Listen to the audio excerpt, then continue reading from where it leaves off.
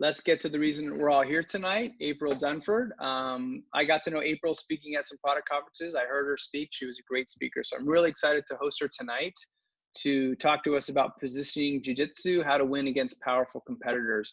She is a founder and consultant of Ambient Strategy. So she's a hands-on consultant helping companies with the positioning topic she's going to be talking about tonight. Prior to that, I didn't realize that she's CEO of Sprintly. So Sprintly, some of you may know, be familiar with that agile tool, an easy to use agile tool. She's on the board and an advisor and investor in a lot of different companies. She's a great speaker, and she wrote the book, Obviously Awesome, which, as I mentioned, is doing really well on Amazon. You can reach her on Twitter at April Dunford. Her website is aprildunford.com. And what we'll do now is we'll do our little fireside chat, and we had some discussion questions here. First off, I'd love to, again, your book, Obviously Awesome. What led you to write your book? What's the story behind that? Yeah, so, I've been, I spent the first 25 years of my career being kind of a repeat head of marketing. Sometimes I had marketing and products, sometimes I had operations, but really more on the marketing side. And at a series of startups. So I would come in and my job would be to sort of put your foot on the gas, generate a lot of leads, grow really fast. And what I found was, after I'd done the first couple, it became clear that it was impossible for me to do my job if the positioning of the product wasn't really, really tight. So I got really interested in this idea of how do we actually do good positioning. Now, the interesting thing about that is, like, positioning is this, it's not a new idea. It's been around since the 80s. It's kind of a fundamental marketing concept. And yet I was super surprised to find out that there wasn't a methodology for actually doing positioning. Mm-hmm. Like when I went around and talked to all the marketing people, I was like, yeah, but how do you do positioning? And they're all kind of making it up as they went along. So I thought, well, there needs to be a methodology to do it. So I figured out for myself, over the years, this is how I do it. Because I figured if I'm going to keep doing this over and over again, I need to know how to do this thing. And then that turned into it turned into my signature thing. Like, if you hired me, that's why you hired me, is because I could do that thing for you. And then that was going to help make it successful. So after a while, I started doing classes on that at the local university here and in Waterloo. And then I started teaching a class with a bunch of startup accelerators around, doing this class on positioning. And then eventually I thought, I should actually just write this down in a book. And, I eventually switched to doing consulting. And so this methodology is what I use with my clients. But, not everybody needs a consultant or wants a consultant. Right. And so the book sort of became the, if you want to self-serve this and you don't want to hire me, here's the way you do it. Got it. So that's how the book came about. But it was a giant pain to write. I hear you, sister. I hear you. How long did it take you to write yours? It was terrible. Like, I actually started and stopped like 4 times, like over the course of like 4 years. Like, I started it, I got halfway through. I thought it was crap. Actually, I threw it out. I put it aside for 6 months. I came back to it with a slightly different thing. At one point, I thought I'd have a co-author, and I tried to work with another guy for a while, and then we didn't see eye to eye on the concept, and it was fine, but we kind of lost a year there. And so, all in maybe 5 years, like, wow, a year of actually writing it, the last version of it, but like 4 years of fooling around. Right. Whatever. You iterated. That's all. You just iterated. You were agile. You iterated, right? So pivots, man. A lot of pivot. That's right. I like to say if you pivot 4 times, you've gone in a circle. Basically. Right. Yeah. I literally did go in a circle, and I ended up writing the book that I thought I was writing the 5 years before that, and it went all the way around. That's great. Yeah, mine took 14 months. It wasn't expected to be that long, but yeah. Cool. Well, and your book launched, I know it probably seems like longer ago, but in just last year in 2019. Yeah. And it's been doing very well. As I said, on Amazon, it's got 4.8 stars out of 5. It's really, really hard. Like 4.5 is hard, 6. Every time you go up 0.1, 0.9, 0.8 is really hard. So I'm curious, what have you heard from readers about what is it they like the most about your book? Again, I think this positioning is that, what I hear the most often from startup people is they're like, this book sort of made a bunch of stuff clear that I had been wrestling with pieces of it, and I didn't realize the whole thing came together in a whole. So that's the first thing. And then I think just the fact that, again, it's kind of practical, like Like there's a, there was the original book on positioning was by these guys, Rees and Trout, and it's a great book. Everyone should read it. But it was written in the 80s, but it's still a great reference book. You should still read it. But Sure. the thing did this great job of getting you really excited about positioning, but it didn't tell you how to do it. Right. So my book was really focused on, if you're a tech company, and particularly if you're B2B and you sell to businesses, here's how I do it. And step 1, do this. Step 2, do this. Step 3, do this. Step 4, do this. And I'm going to give you the way to actually work through it. And I think, there wasn't a lot of resources focused on that before I wrote mine. Got it. Yeah, no, people love it. I see someone in comments that I love the step-by-step linear process, turn it into something doable. So the kind of, the like prescriptive nature, and here's what you do, and here's how you do it, instead of just high level concepts and getting you fired up about things. Like, here's what you do. So yeah, that's cool. And that's why like my books, I try to do the similar thing. That's why I called it a playbook, like to kind of connote that. But that's awesome, man. Yeah. And your book's kind of like the positioning playbook, it sounds like. That's what the intention is, right? Like, I don't think the world needed another book talking about conceptually what's positioning and why I should be excited about it. I didn't feel like we needed that. What we did need was a book to say, all right, you get that it's important. You suspect that maybe your positioning sucks. How are you going to fix it? Got it. Someone said they're knee deep in the template, so that's good. And actually, my next question was about Al Ries and Jack Trout's book, Positioning, The Battle for Your Mind, written in 1980. It's the classic. It really was like the only book on positioning out there. So I'm curious, like, what are your thoughts on that book? Well, I think it's an amazing book. Like, I've probably read that book 15 times when I got it. I still think, like, even though like the examples are a little dated, but it's amazing how the concepts in that book, they're fundamental. Like, they haven't changed. Like, and what's, if anything, they're the starting point of their book was, markets are really crowded. And now that we have crowded markets, we're going to have to do this to stand out. And it's like, buddy, if you thought markets were crowded in 1982, hello, 2020.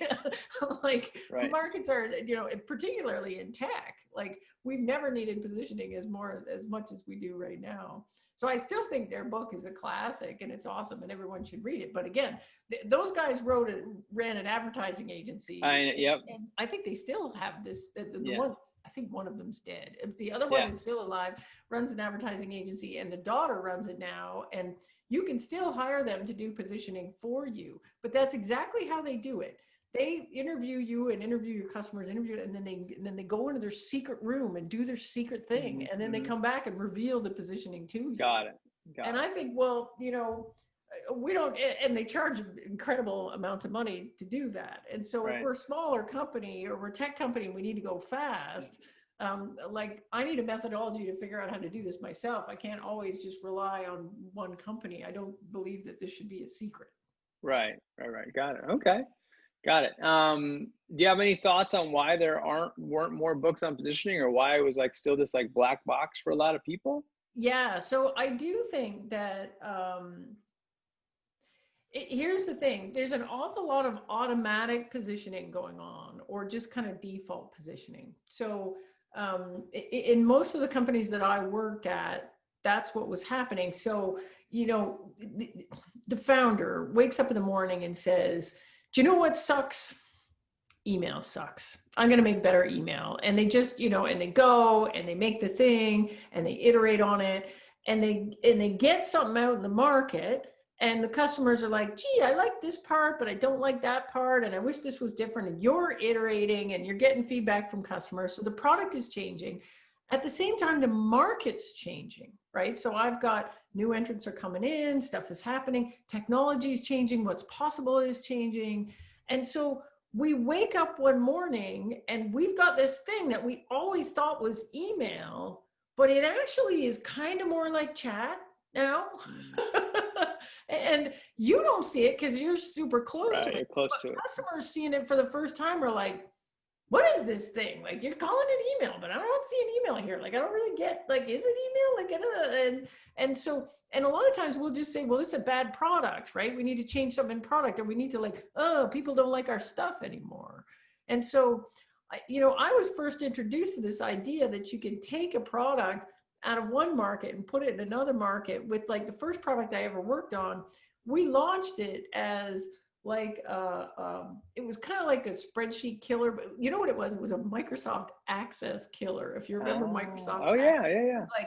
it was like a little database that would run on a PC, except ours was full SQL. We were super geeks. Mm-hmm. And so back then, this is like 20 years ago, back then, if you wanted a full relational database, you needed a big server, you needed a team of guys to set it up and whatever. Our thing was like click, click, click, install, didn't take up too much space. You could run it on a PC, no problem, but if you want to write SQL queries, you could write SQL queries. Anyways, we launched it. We sold it for $100 a pop, single user. It was going to be like desktop productivity software. It was an absolute flop. We sold 200 copies and that was it.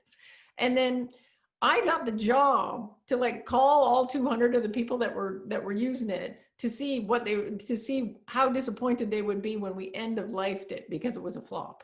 So I called all these people and I called like 100 of them, and like 94 of them literally didn't even know they brought the product. I was like, hey, I want to talk to you about this thing. We're like, we don't have that. We didn't buy that. I'm like, yeah, you did. December 4th. They're like, oh yeah, that. We use it for a day, but it's, it was kind of neat, but we don't really use it. But 4 people or 5 people that I talked to were doing this other thing with it, where this was like in the early days of mobile devices that you could put stuff on a mobile device. Oh yeah. They were doing this thing. The first guy I talked to, he had the thing on his laptop with his salespeople, and they could take orders in the field and then come back to headquarters and sync up with their relational database at headquarters. And he's like, oh, this thing's like, don't turn this thing off on me. I'm going to die.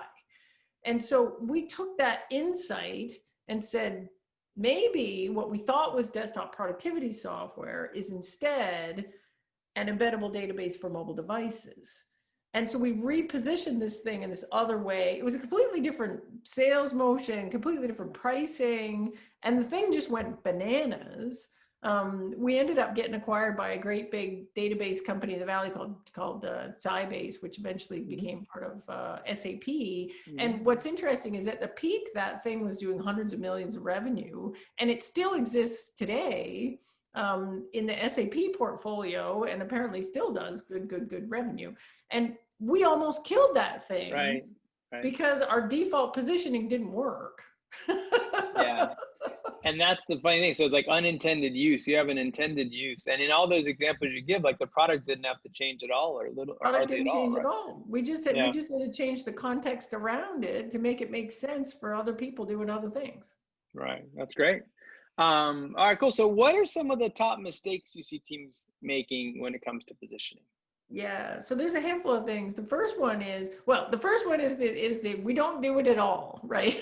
Like we default to whatever it is the positioning has always been, and it's like, it's a database. What else could it be? We're database people and we make databases, right? Like it's that. That's the first one, is being like unaware that it's possible to position something in another market. That's the biggest mistake. The second one is, when you do go to deliberately do this positioning, is not really understanding who your real competitive alternatives are. And even when I explain that one to people, I still catch them in, particularly if you're a venture-backed startup, this is very difficult not to do, because, when you're pitching for money, the VCs will say, well, what about this competitor and this competitor and this competitor? And it's all the other little guys that are also pitching for money. So they're your competitors for venture capital dollars, but they're not necessarily ever showing up in a deal for you. And so you'll get so worried about competing with these folks over here that you'll forget that with a customer, you're actually competing against Excel, or you're competing against manual processes or interns or whatever. So this really getting under who's my actual competitor in a deal, and how do I position so that customers understand why they should pick me over that. That's the next biggest issue, is how do you do that? And then recently, the biggest positioning mistake I see companies make is There's this idea right now, and it's, it's waning in popularity, but, if I rolled it back 6 months ago, I get a lot of companies come to me and say, the only way to win in a market is to invent your own market and be the leader in that market. And we'll create a category, position ourselves in there, and that's how we'll win.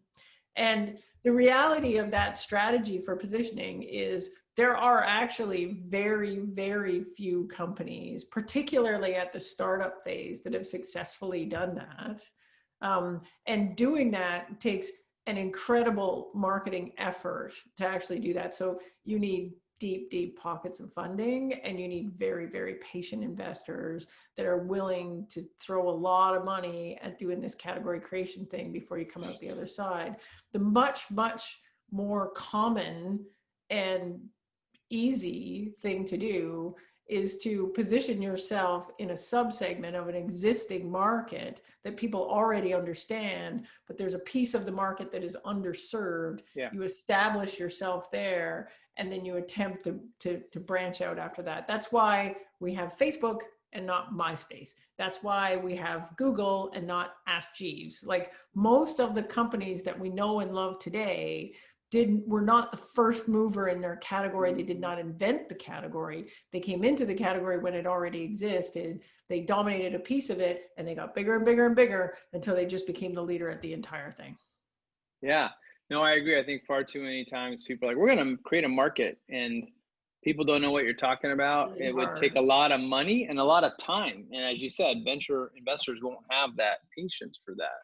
Well, and it's interestingly, like, I see venture capitalists talk about this more than I know. experienced founders. So they like the concept of it. Yeah. But the reality is, most of the examples that they give of companies that have created categories, either, like, the example's wrong. Like, I hear people talking about Salesforce as a category creator, and I'm like, my dudes, like, up until they were 200 million revenue, they were a niche player in the CRM market.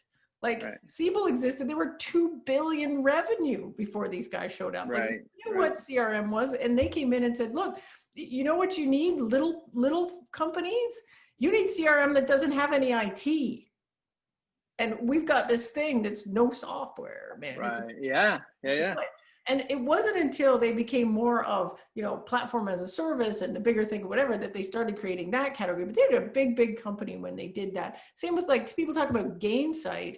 Gainsight played in the survey market, the online survey market, until they were 200 million revenue. It wasn't until after that they said, okay, we're big here now. We're dominating this market now. Now we can actually extend the borders of this market and create this new market category called customer engagement, or whatever it is. And I saw an interesting bunch of data a couple of weeks ago that was, somebody had analyzed all the tech companies that had filed for IPO in the last 3 years, and 90% of those companies describe themselves or position themselves in an existing market category. Of the other 10% that aren't, none of those position themselves as category creators when they were small.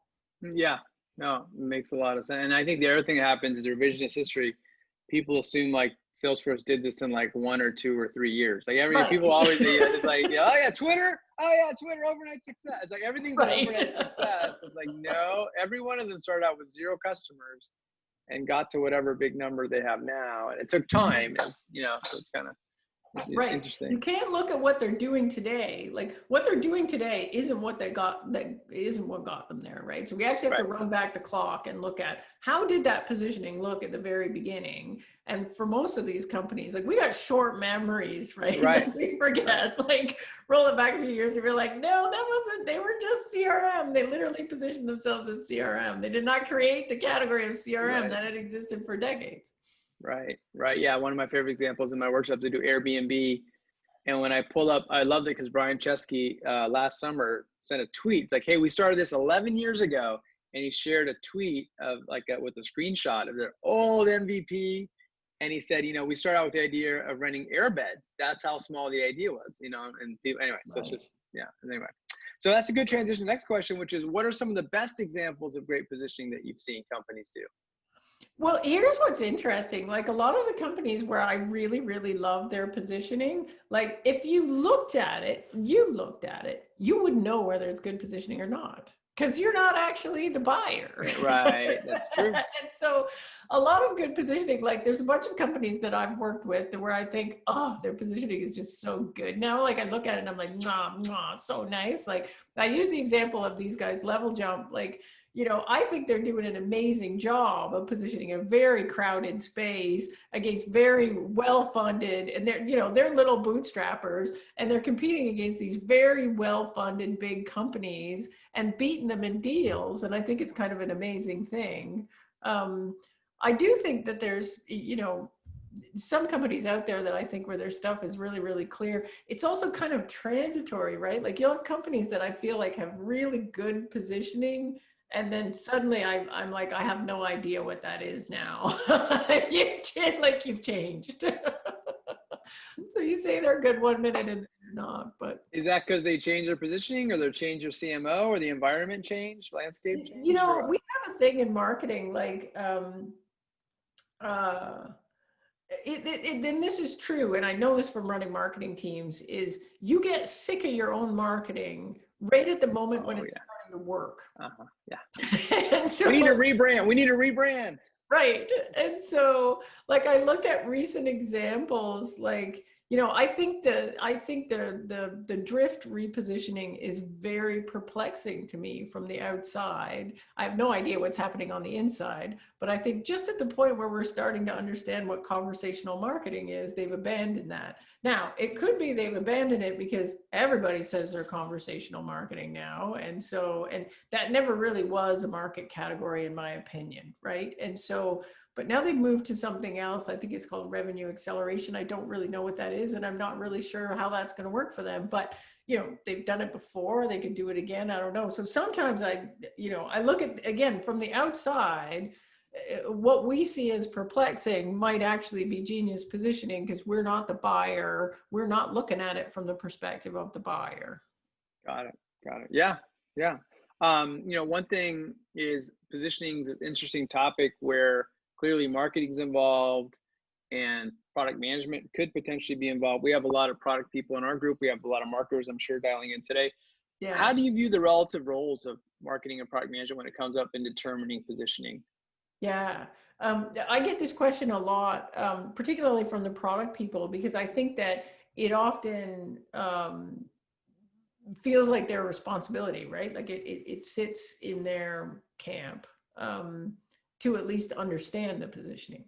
And so, but here's what I think about that. Like, if you can imagine, imagine my example of the thing that we thought was, personal productivity software, and instead we repositioned it as an embeddable database for mobile devices.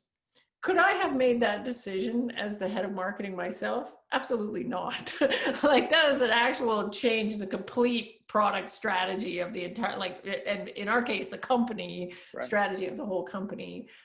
So I do think that product and marketing are often the teams that feel weak positioning first, right? So if I'm run marketing and my task is to, build programs and generate leads, if the positioning is mushy, I'm going to feel that in how hard it is to do my job. Similarly, over on the product side, if we don't have clarity on, what are our differentiators, who do we win, how do we win, who do we win with, it's going to be hard for me to do product related stuff like road mapping and feature stuff if I don't have good clarity on that. So we often feel like product and marketing, we're the early warning system. Like, we feel it first. I think we can be the teams that say, you know what, senior executive team, we need to pause here. We need to back up. And we need to actually reevaluate the positioning. But to get the positioning shifted needs to be a team effort across marketing, sales, product, customer success, development. The CEO or whoever it is that owns the thing need to all be involved, because the execution on that positioning touches everything in the company. So it doesn't just impact the way we talk about the product, it impacts the roadmap, it impacts features, but it also impacts the way we sell it, it impacts the way we service it. it impacts everything. So everybody needs to be in agreement and alignment on the positioning if we're going to shift it. So like in the work I do with companies, we do these positioning workshops where we work through this stuff, but I need the entire executive team in the room, because if I don't get the whole executive team in the room, like we could have a nice chat about positioning or whatever, but it ain't going to stick. Right. Because if sales doesn't believe it, then they're going to go tell some other story when they're out sitting across from company. If the CEO doesn't believe it, then the CEO is going to be singing a different song. Like we can't own it. We can drive a process to check in on it, and we can drive a process to look at it and decide if it needs to get changed, but it needs to actually be a cross-functional effort to do it. So if you had to pick someone to own it or drive it, who would you typically say, April? Yeah, I'd say it's you know, it depends on the person and the company, but it's either product or marketing. It's one of the two. If you have a product marketing function, I think product marketing should own it. I think that's that is the strategic thing that product marketers do. Right.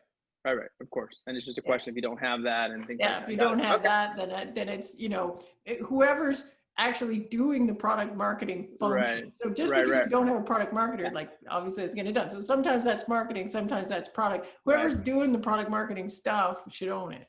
And they should own basic, like I used to own it in the companies I was in, because I'm always like, I'm a kind of a product marketer. So I would basically have a standing every 6 months meeting with the entire executive team, and it's the positioning check-in. And we're all going to come in and say, okay, what changed since the last meeting? Do we have any new competitors we need to worry about? We got new features and stuff here. We need to, like, is the who loves our stuff and why shifted in the last 6 months that we need to reevaluate this? And most of the time we'd be like, nope, it hasn't. But occasionally we'd have that meeting and we're like, oh yeah, sales is in there going, all of a sudden I see these guys. I never saw these guys in my accounts before, but now I see them. And we would take a back up and reevaluate the positioning and see if we needed to tune it. Good. Okay. And I guess that's the last question perhaps is just, what advice do you have for teams on how to test your positioning? Say you've just come up with your shiny new positioning, your new startup. You're like, cool, we got our positioning. How do we know if it's good or not? If we need to tweak it? Like, how do we test it? Yeah. So the way I recommend folks do it is exactly the way I used to do it when I was in-house, right? So we would go through this exercise, we do the positioning, and then we would build a sales pitch that basically reflected the positioning. So we build a pitch deck that we used to call it the point of view pitch, right? This is our point of view on the market. This is what we do. So we build this pitch deck. I would take my best salesperson, because I'm trying to control for lousy salesmanship. So I'd take my best salesperson, I would train them on this pitch, and then me and that salesperson would go and do customer meetings together. And so we test it with a customer. Now, and then what we would do in there is my salesperson would be pitching and I'd be sitting there watching, like, do they look like they're confused at this point? Do they look excited at this point? Where are we losing them and where are we not? And we would, after every pitch, we would tune the pitch a little bit, and I would call it a pass test if when I got to the point where the salesperson said, you know what, this is my favorite pitch deck ever, I'm not going back to the old pitch deck, this one's good, I'm good with this, and I'm like, okay, good, we passed. What marketers want to do, like digital marketers want to do, is they want to do landing pages and run an A/B test and whatever. The problem is, like, you know, one, like, we often don't get enough traffic. We don't know what kind of traffic, who are the people, we don't know, like, am I testing the positioning or am I testing the messaging, which is different, or my landing page design? Like, it's too hard to filter out. If we pass or we fail, we don't know why. If I'm sitting across actual human beings, I can tell whether or not the positioning is working. So I like to test it that way. Yeah, I think there is, for a lot of people, an over-reliance on quantitative learning techniques versus whereas when you're doing something new, like a new product or a new positioning, like, you need that rich qual impact. Of course, we're going to talk to multiple customers and try to pattern match, but you got to get that rich qual. I agree. So that's awesome. I think that's also very tangible, helpful advice for people that want to apply your advice. Great. Awesome. Well, thank you so much for a great fireside chat. Let's transition to the Q&A. So for the Q&A, I'm going to stop my video. So it's just you, and then I will ping people. We have several questions coming up. Let's see.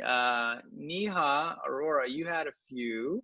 So again, for the Q&A, if you are cool with if you're cool with coming on, you can feel free to unmute your camera and put your video. So Neha, you had 2 questions. If you want to come on and join us.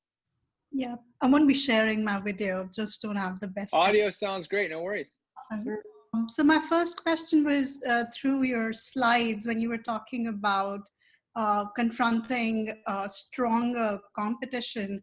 We're looking for some sort of challenge to their position, because you mentioned that each each strength in a competitor could be a weakness if you were to position it right. I just wanted to understand, if we go with that approach, how do you know when it's sort of running out of course? How do you sort of monitor and measure it? Because you could overdo it when you're sitting in a position, in some sense, focusing on the customer needs. And as you get more customers coming in through into your basket, so to say, how do you sort of watch the temperature and say, oh, that strategy worked now, but it may not later? You sort of alluded to it through the conversation right now, but I'd love you to speak a little more about it. Yeah. So, so I think it's really important to do a regular check-in on your positioning, because things aren't static, right? Things are changing all the time. And so sometimes, there are a few things that I would consider sort of early warning signs that the positioning that used to work really well maybe isn't working so good anymore. So, on the marketing side, I'd be watching all my metrics, my metrics on, who's clicking on my ads and who's signing up my forms and who's coming to my events, and, what does my whole pipeline look like? If I get to this point where things were really growing and then all of a sudden it's getting kind of flat, I would be wondering, like, what is actually going on there that we're seeing this flatness? The other place that I would see this kind of early warning would be, the sales team tends to see it, right? Where they had a pitch that used to work really good with customers and the pitch is falling flat. So it's taking us more conversations to get to a deal. We're losing more than we used to. Sometimes we start losing to a competitor that we never lost to before. And so we're questioning, like, why is that happening? At the same time, we would often be really sensitive to, like, shifts in the market. So, if we started hearing feedback, and most of the companies I worked at, we had a customer advisory board. And so we'd be testing things out in the customer advisory board. But one of the big things we'd have conversations about is what's changed for you in your business this quarter, right? So we do a quarterly customer advisory board meeting, and we're like, what's changing? Are your priorities shifting? Are things shifting? And we'd be looking for, is there something happening with our customers and the way our customers are thinking about things, or the priorities of our customers, that is, could potentially have an impact on us and the way we position stuff. And so again, every 6 months, I would be getting the executive team together, and we'd be having this conversation about what's changing. Like, is anything changing? Are we seeing competitors we didn't see before? Are we hearing things from customers we didn't see before? Are we seeing some weakness in our numbers across the pipeline that we didn't see before? And we would be constantly kind of checking in on this and monitoring it. I think that's important. Stuff does change, and it creeps up on you if you aren't specifically looking for it. Yeah, that sounds pretty much right. I have a small follow-up, which was related to my second question, or rather the first one, is that when you're a smaller player, you're probably operating in more like a boutique fashion, very intense attention to whatever set of customers you may have. But as you grow, your attention needs to sort of move on from wherever you were at. So with SaaS especially, there is a lot of focus on churn, your existing customers, versus moving on to get more deals, new deals, wherever the market is moving. Yep. How do you, have you sort of encountered experiences where this shift was maybe challenging because your initial positioning was somewhat significantly different from where you started out, and your existing customers are sort of going through a little bit of pain because of your evolution? I'm hearing 2 different questions in there. So I've got one, which is, how do I, so you know, when we're really small, it's often really easy for us to be really close to customers and talking to customers, and we, you know, we're babysitting them, like, and we're loving them to death, and we're with them all the time. So we know exactly what they're doing, and, you know, and maybe our niche is quite small. So we're, you know, we deeply understand them. But then suddenly we're getting bigger. We've widened out the market that we're actually trying to go after.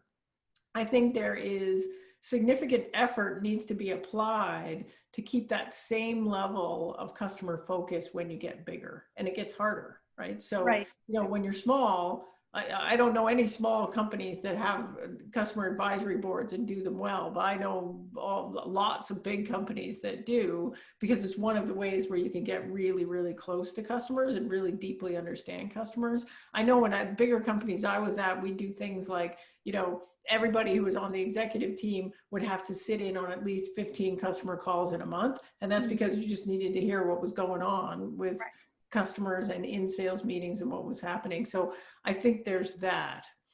I think there's another question in there around, you used to be this, right? Yeah, that's the question. Yeah. Right. And now you're this. And what about these people? Like, are you leaving them behind? You know, are they confused because you used to say you're this and you're this? And here's my experience with this. If what you're doing is a repositioning, and that repositioning doesn't actually change your actual product that you have right now that much, you're just talking about it in a different way. Let's say we're Gainsight. We used to just be survey software, and now we're talking about customer engagement. Do the old customers care? No, they don't. And I find that every company I've ever been at, people have been very stressed out about, won't the existing customers freak out because we're going to change all the words on the webpage and stuff? And it's like, no, they never go to our webpage. So we change all the stuff. And usually the first question is, wait, does that mean my price is going up? Or wait, does that mean my favorite key features getting killed? Wait, does that mean you guys aren't going to service me anymore? And if the answer to those things is no, everything stays the same, they don't care. Mm-hmm. So, you know, because they're not looking at you and evaluating you like a new customer is. Right. So most of the time you do this new positioning and it doesn't matter. Now, sometimes you do the new positioning and what it results in is a whole new roadmap. And that sometimes that does bum the early people out. Yeah. Like, what? I thought you were going to give me this, and now you're saying you're just doing this. You're not even building things on my roadmap anymore. And sometimes, in order to get to the bigger market and the bigger thing, there are some early customers that you are no longer going to be able to service, and you're going to have to leave those folks behind. Salesforce is a great example of that. Like when Salesforce started out, they were the thing for like 2-3 person sales teams. Now you would be literally crazy if you were a 2-3 person sales team to use Salesforce. Like it would be absolute overkill. Like, I don't know why you would do it. And so in order for them to like creep further and further and further and further up to the enterprise, the very people that they started out servicing no longer work with them. Right. Yeah. Yeah. Thank you. Super insightful talk. So thanks much. Thanks. Great. Thanks for your question. So Jonathan Sennen, are you there? I don't know. I mean, Jonathan, yes. Hey, all right. Excellent. Come in, man. Nice. Oh, yes. Okay, great. Awesome. I'm going to ask my question now. April, I've got Bespin in the background. Bespin, yeah, I was gonna say, all right. See, I knew there's a lot of reasons I like April. Glad you know that reference. I love your book. I read it. It's so awesome. It's helped me so out. I think something that I struggled with was, of course, finding the true a competitive alternative. That's difficult. It's step one. Yeah. Earlier you mentioned it's a step where most people struggle. Do you recommend doing customer research to find out what they truly are? And then the chicken and egg problem that I ran into as I read your book was like, how do you know which customers to interview when step 4, I forgot, 3 or 4 of your processes in the book. Yeah. Is to find out which customers are your best fit. Oh yeah. You know what? Someday I'm going to rewrite this book and I'm going to be clearer about that, because you are not the first person to come and tell me like, hey, I don't get like what you meant at the beginning and then later.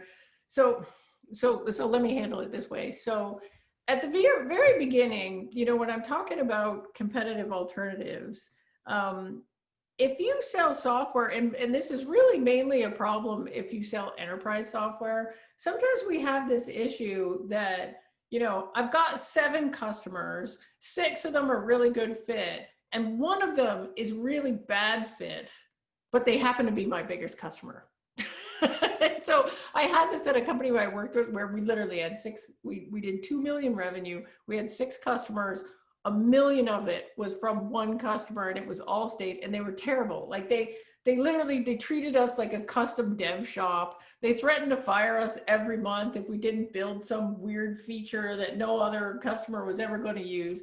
And so when we did the positioning exercise for that company, we deliberately said, we don't care about Allstate because we don't think we're ever going to get another customer like them again. And we want to position for our good fit customers who are the other ones. What I don't think you need to do at that very beginning stage is try to figure out why a customer is a good fit customer or not. You're going to do that later. What you really want to do is take the bad fit ones and throw them out. Now, here's how I used to do this when I did this in-house.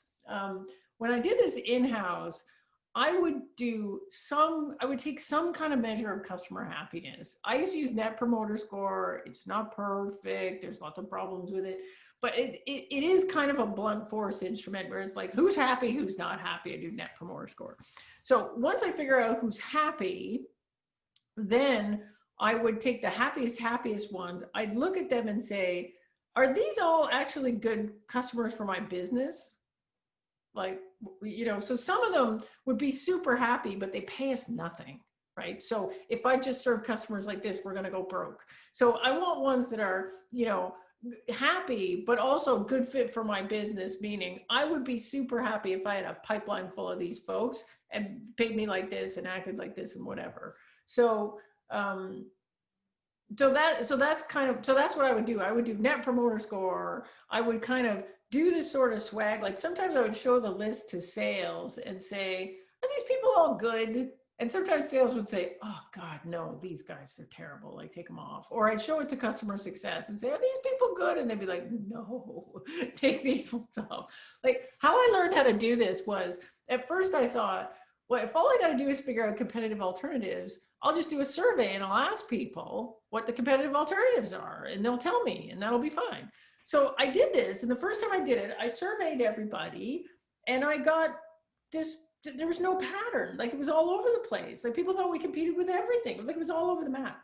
And so I brought it in and I showed it to the CEO and I'm like, I'm trying to figure out this thing and I did this survey and here's what I've got. And the CEO looks at it and he goes, that, who said that?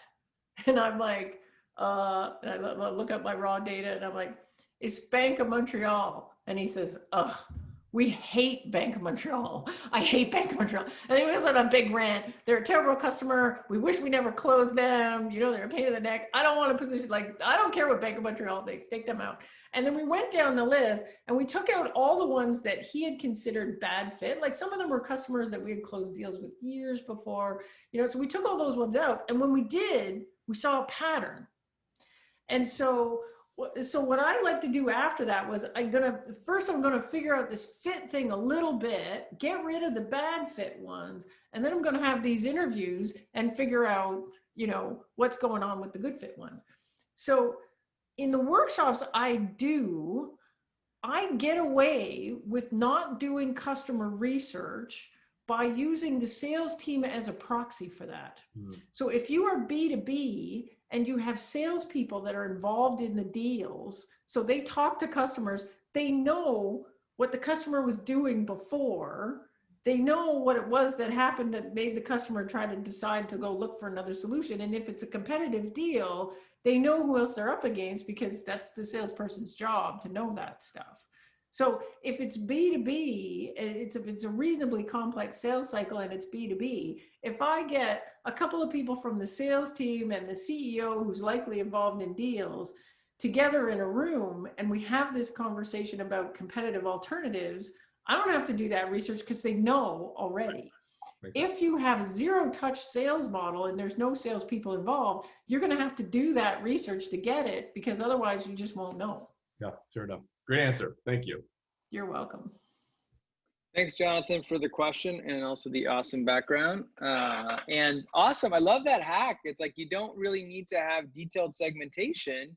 You just need to rule out the bad people, the You ones that kind of people need to already rule it. know. You're going to get to the segmentation later in the process, right? Like, but you don't really know what the segmentation is, so you get to the Right. value bit, right? So I'm going to get to the segmentation later. I don't need to start out knowing the segmentation. Part of this process is going to be figuring it out. Figuring it out. Yeah, I love it. Just use the sales team to rule out the bad ones. Cool. Okay, so next up we have Craig Fisk. Craig, if you're there, ask to unmute.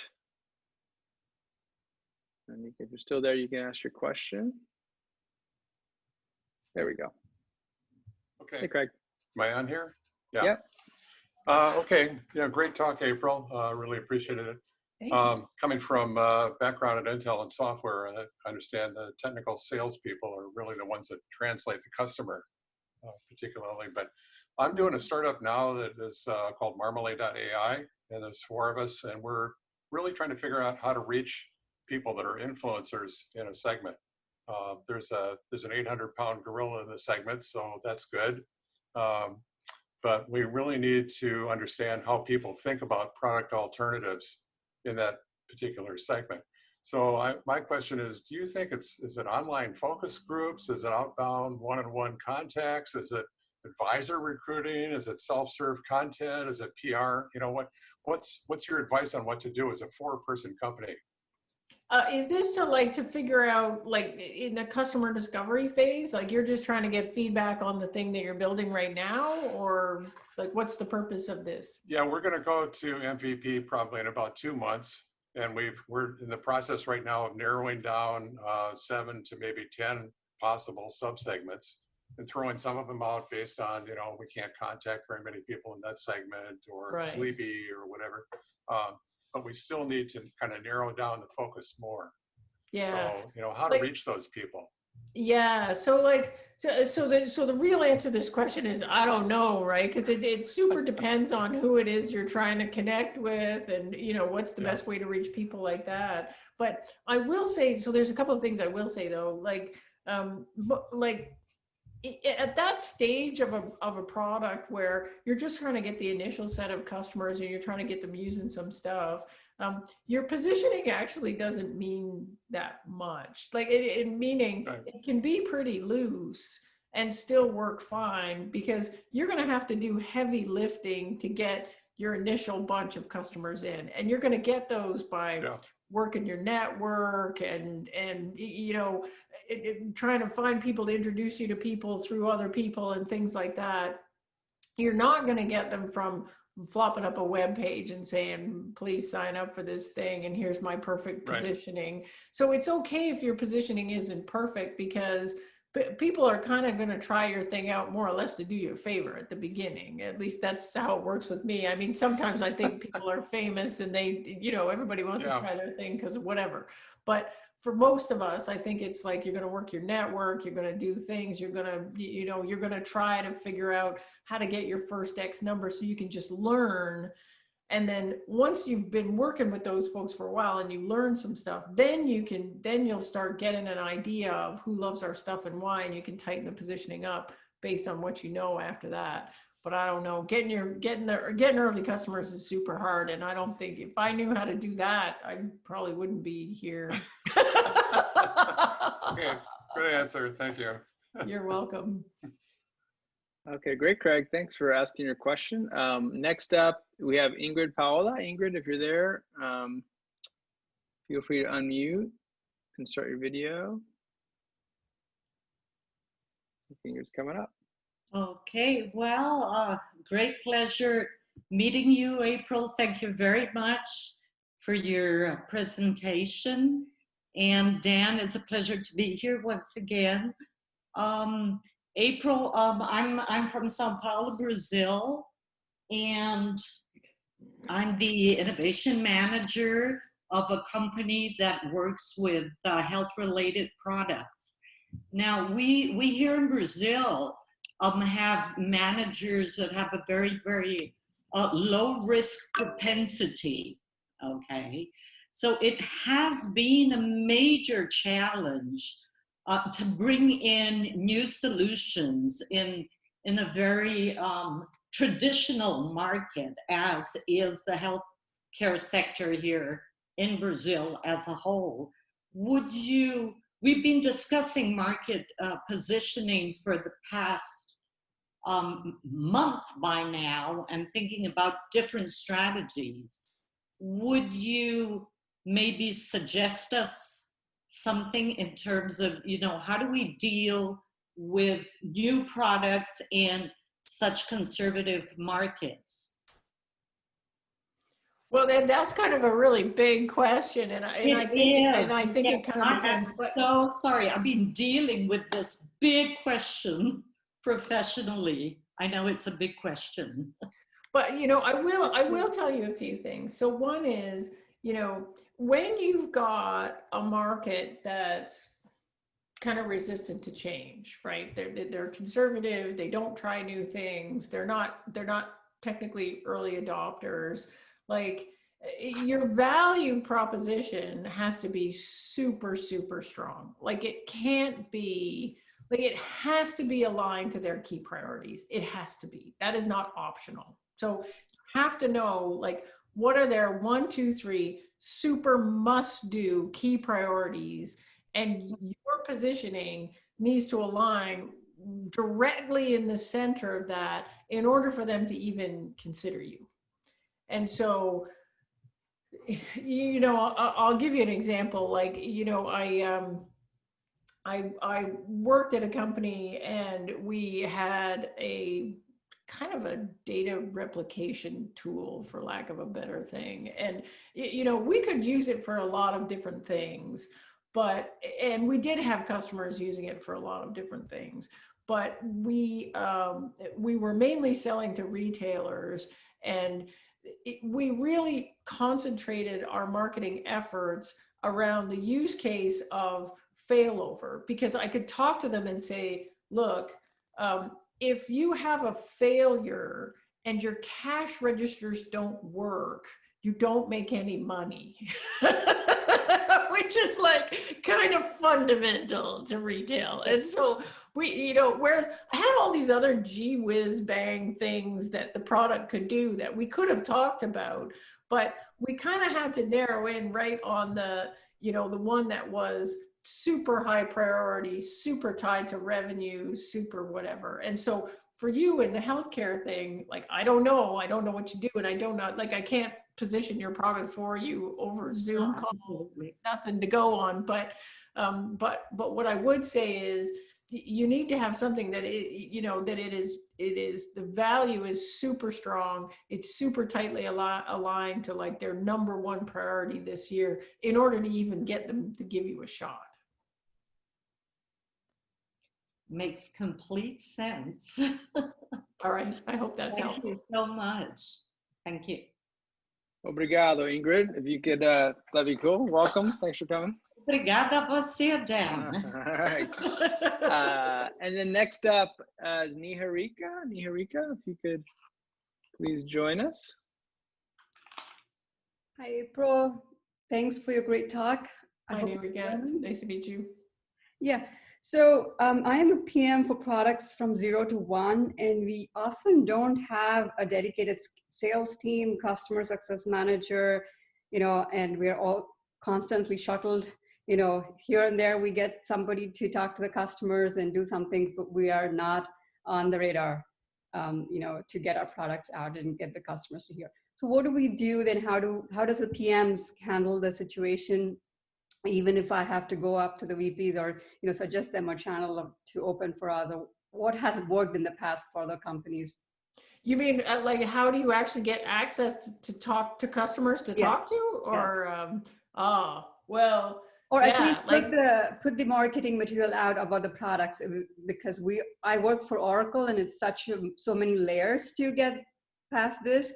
And because our products are from 0 to 1, often we keep trying these ideas out, and we have the MVP. We have a handful of customers, but we need to grow big. And so, what should our path look like to get to that, to get to those layers and get the features out and position ourselves to say that, this is what the product is doing. So I'm not sure I understand the question. So is your problem, how do you actually get permission to talk to a customer, or is your problem, how do you market? I'm not sure I understand. How does the PM help with marketing when there is no dedicated sales team at all? Oh, when there's no dedicated sales team. Well, yeah, lots of times we don't have dedicated sales team, right? And a lot of the companies that I work don't have a dedicated sales team, but if it depends on the role of the PM. Like if the role of the PM is to really is to understand the market and customers, then you're going to have your own way to talk to customers. So for example, a lot of the companies where I worked at, if we couldn't get that through the sales team, either because we didn't have a sales team or whatever, we would form a customer advisory board. I love customer advisory boards. I don't understand why everybody doesn't have a customer advisory board. Like a customer advisory board is just awesome. Customers tend to love sitting on advisory boards if you position them the right way. And so, that would get me sort of a list of customers that I would have in my pocket, that I would have like sort of pre-permission to call up at any time and say, hey, what do you think about this? What do you think about that? Yeah. So that's one way to do it. When I worked in big companies, like I thought what you were going to say is like at Oracle, you're not allowed to go and talk to an account because the salespeople don't let you. Like when I worked at IBM, I wasn't allowed to go and talk to customers at an account. It's not easy to get there. Yes, it's not easy to set up the customer advisor. And I thought, and that drove me absolutely batty when I was at IBM. And so how I got around it at IBM is I made some friends in the Salesforce that would allow me to tag along on sales calls. Okay.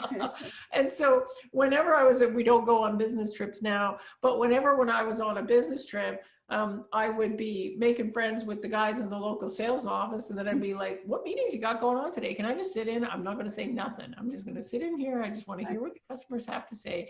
And once they got to trust me, then I could call them up and say, hey, I got this new thing. And remember that customer we talked to? I'd love to bounce it off them. And is it okay if I do it? So if I went through the proper channels, nobody at IBM would let me do that. But if I had a personal relationship with some reps around on the ground, then I could get it done. So I did a lot of that when I worked at IBM, because I was like, somehow I was supposed to be managing this product without ever talking to a customer, which just drove me bananas. Yes, that was very insightful. That's exactly my question. Thank you. Yeah. It's hard. These big companies are hard, and I don't understand why they don't have better programs. Like IBM, for example, had this really neat program. It was called Executive Sponsor. And so if you were an executive of a certain level or higher, you actually got assigned named accounts, and you had to have a meeting with that named account at least once a quarter. But they didn't have anything. And I kept thinking, I kept lobbying my boss for this when I was there. I was like, we need a program like this, except it's where product managers get assigned accounts and we have permission to go and just shoot the breeze with customers on a regular basis. And everybody agreed it was a good idea, but we could never make it happen. Yeah, it's very hard, especially when I'm bringing these products up to speed, and it's really hard. And until I get enough customers, they don't look at me.